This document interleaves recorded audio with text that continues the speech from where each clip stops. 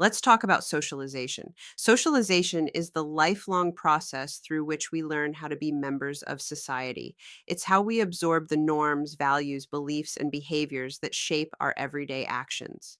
From the moment we're born, we're surrounded by lessons about what's acceptable, what's polite, what's admirable, and what's normal. Even before we can speak, we're already picking up social cues, how people smile at us, the tone they use, how they react when we cry or laugh. That's the very beginning of socialization. Our family is the first and most powerful agent of socialization. Families teach us language, love, responsibility, and often the basic categories of identity, like gender, class, and religion. We learn what's expected of boys and girls, how to share, how to express emotion, and what kinds of dreams seem possible. As we grow, schools become another key agent. Schools don't just teach academics, they teach punctuality, cooperation, and respect for authority. This is sometimes called the hidden curriculum, the unspoken social lessons we pick up just by being part of the school system. Our peers also play a huge role. Friends help us test out new identities, try on new styles, and develop independence from our parents. Peer groups are where we learn to negotiate, to belong, and sometimes to rebel.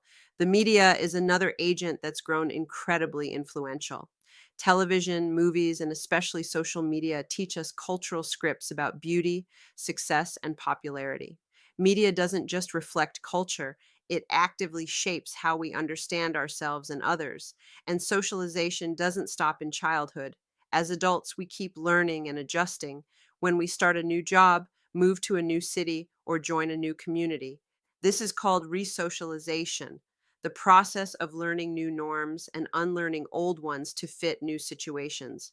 For example, joining the military, immigrating to a new country, or even becoming a parent all require resocialization.